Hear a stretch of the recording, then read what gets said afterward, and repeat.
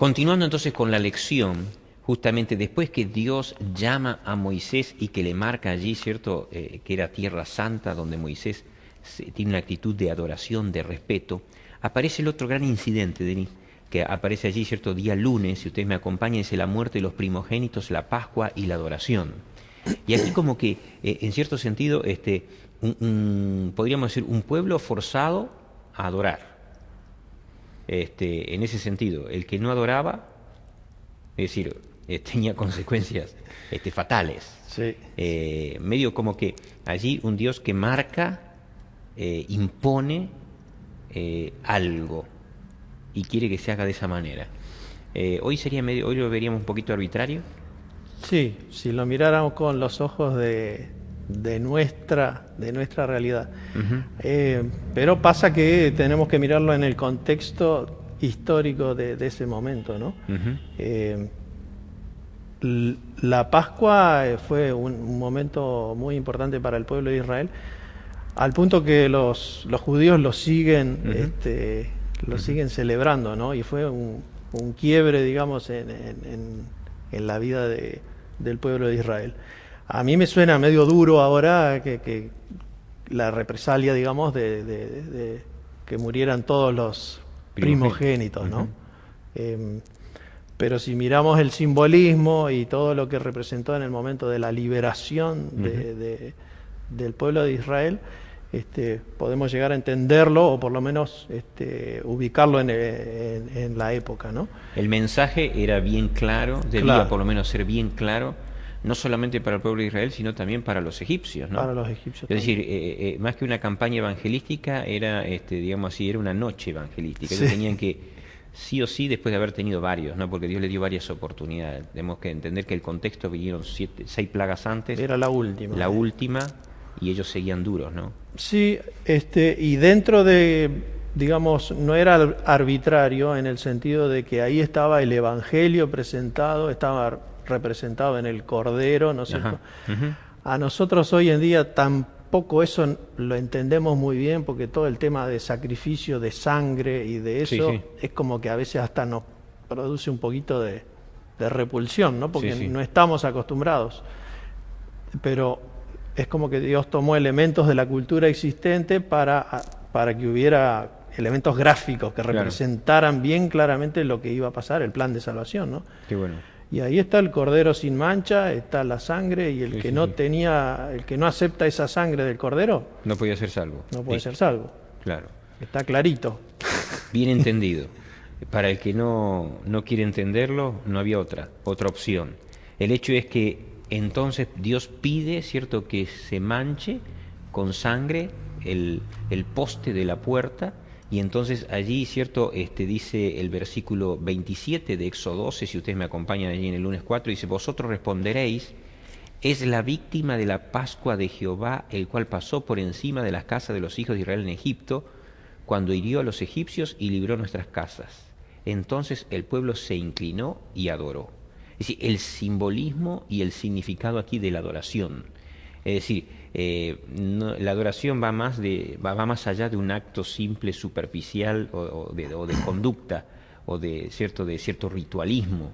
Ahí era algo que debía ser comprendido y bien acabado en su simbolismo y en su significado, ¿no? Sí, y en este caso era una cuestión de vida o muerte, ¿no es cierto? Y el primogénito también es todo un símbolo, porque hoy en día por ahí la herencia puede ser repartida en partes iguales, no existe ese criterio de el primogénito. Era en realidad el líder que quedaba a cargo era el líder espiritual del clan, había un montón de cosas, ¿no?, que representaba el primogénito. ¿Por qué eligió al primogénito y no a cualquiera de los demás hijos? Entonces son todos símbolos que refuerzan el concepto del evangelio, de la salvación.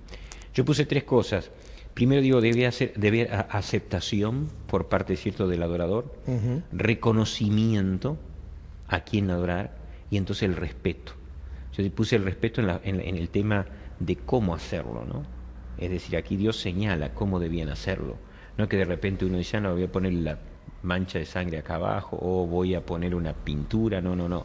Debía ser sangre del cordero Y así... Y el cordero de ciertas características. Y el cordero de ciertas características. Y entonces yo puse aquí, justamente cuando uno lee Éxodo capítulo 12, 1 al 36, primero en lo que la adoración de los israelitas transmiten, la necesidad de la sangre del cordero. Vital, en que veníamos hablando de teocéntrica, cristocéntrica, ¿cierto? La necesidad de la sangre del cordero, la adoración a Dios lleva esa implicancia, libraba de la muerte del primogénito, y puse algo, ¿no? Perpetuaba la descendencia, que para la época, para ellos, para la cultura justamente del pueblo de Israel, y todavía hoy en día, el tema de la descendencia es algo mucho más importante que para nosotros, ¿no? Es decir, la perpetuidad de la descendencia, es la perpetuidad de la bendición de Dios, el nombre, el apellido, la trascendencia de la familia, que nosotros en nuestra cultura occidental no le damos quizás tanta importancia, pero para ellos sí es muy importante. Era decir, un pueblo un padre que tenía un hijo, que tenía un nieto, que tenía un bisnieto, estaba siendo bendecido. Si se cortaba la descendencia, entonces ya había pasado algo, ¿no? Estaba allí, había una maldición, había un pecado que se había interpuesto y estaba impidiendo. Bueno, en esto de la Pascua y la adoración, un pueblo que totalmente ignorante, pero dice allí que cuando ellos lo aceptan, lo reconocen, se inclinan y adoran. Adoran esto que estaban haciendo. ¿Qué concepto podemos entender allí, cierto, en cuanto al tema del respeto, de la reverencia y no del miedo? ¿Qué diferencia podríamos hacer allí? ¿Qué te parece? Claro, yo no sé la etimología, ¿no es cierto? Pero a veces comparan la palabra temor de Jehová, ¿no es cierto? Que no tiene la misma connotación que tiene ahora con nosotros, temor, miedo, sino que respeto, adoración, reconocimiento de un ser superior, reconocimiento de que yo no puedo hacer nada, ¿no?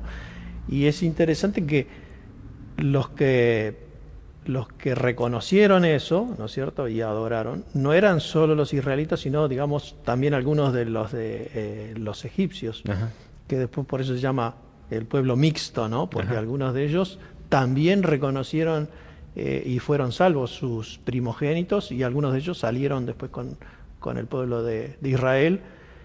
Y bueno, y también fue un buen recurso económico, porque muchos de los trajeron todas sus pertenencias, su oro, todo eso, ¿no? Y está registrado todo eso.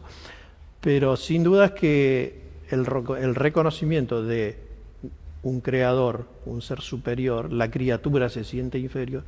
Y aquí en la lección menciona, bueno, el aspecto de la adoración física, de cómo ellos se inclinaban, ¿no? Que es típico de esa cultura, pero bueno, tendríamos que ver que es típico de nuestra cultura una manera de reconocer, ya sea nuestra manera de llegar a la casa de Dios, de cómo nos vestimos, de cómo nos conducimos, cómo nos comportamos cuando estamos en la casa de Dios, que no es lo mismo que cuando estamos en un espectáculo deportivo, en una cancha, etcétera. Reconocimiento. Yo digo, la adoración ahí marcaba, en cierto sentido, el hecho de la necesidad para poder ser librado de la esclavitud, la presencia de la sangre del Cordero, y entonces había que reconocer esa presencia de la sangre del Cordero para poder lograr la liberación. Yo no había entendido, más bien siempre nosotros hablamos de la adoración en cuanto al reconocimiento de un Dios creador, pero Deuteronomio justamente 5 habla de que nosotros adoremos a Dios porque Él también nos salvó de la esclavitud, ¿cierto? Es decir, de la esclavitud de Egipto, habla, ¿cierto?, para el pueblo de Israel, pero en lo espiritual, para nosotros, del pecado. El hecho es que entonces podemos decir que la adoración también es el reconocimiento de saber que Dios nos ha liberado de la esclavitud y que Él es nuestra única, el único elemento que nos puede, digamos así, que podemos recibir la salvación, el único medio que podemos recibir la salvación. Sí, perfectamente. El primogénito o el unigénito, en este caso, fue el que, a pesar de no tener mancha y no tener pecado, la sangre de Él es la que nos salva, ¿no es cierto? Exactamente. Bueno, así termina, justamente dice, el autor dice, este acto simboliza una poderosa representación de la muerte sustituta de Jesús. Él murió para que los primogénitos, en cierto sentido, todo el pueblo salvado por Dios, no sufrieran la muerte que merecían. Y bueno, nos quedamos con digamos así, con la introducción, y yo me quiero escucharte en el punto del martes y del día miércoles, porque ahí vamos a estar hablando justo de lo esencial, es cómo Dios pide al pueblo de Israel que adore. Y allí entonces encontramos principios bien claros que nos ayudan